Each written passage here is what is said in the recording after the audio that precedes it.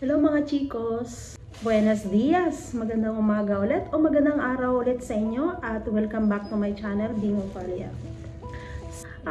Sa araw na ito, ang vlog ko ay isi-share ko sa inyo na after 17 years kasi 2008 yung huli kong kumain ng shawarma.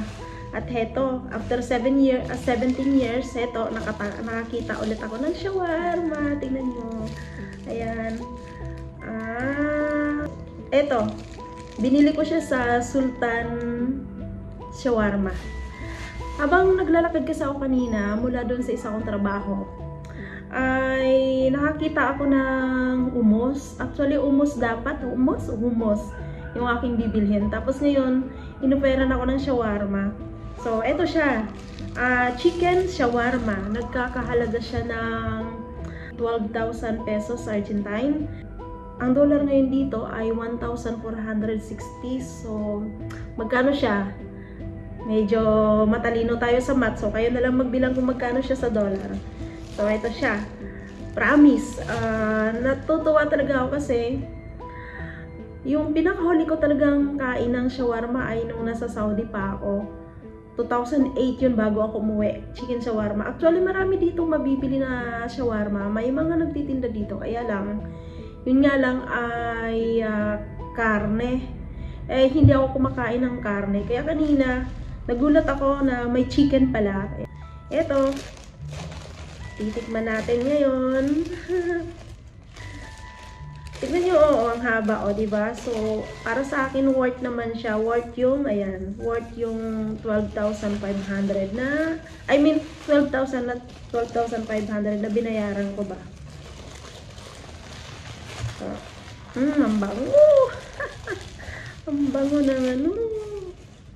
Talagang na akong makakain. Masarap kaya ang shawarma nila dito. Dito sa shawarma na to, dito ko na-miss ang ang Saudi. Ito yung una-una kong natutunang kainin sa Saudi. Tapos ngayon ay sumunod ay ano ba yun? Ano nga ba? Hindi ko yung tao dito yung yung kanin na yung kabsa. Ayan. Tapos pangatlo ay yung kubos. Yan. Actually hindi siya kubos Aber.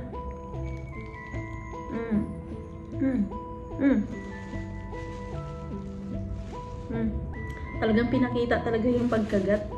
So yun nga. So ang review ko dito sa chicken shawarma nila ng Sultan Shawarma ay masarap siya. 10%, diba? So sa mga Pinay dyan na gustong kumain ng chicken shawarma, ito ay matatagpuan sa Arenales bago makarating siya ng Pueyrredon, pero hindi ko natandaan yung yung altura ba, kung anong number. Basta Sultan Shawarma siya. Basta maglakad lang kayo sa Arenales. 1,500, ganon. Basta mula Pueyrredon pataas, mula Pueyrredon papuntang Aguero. So masarap siya. Grabe.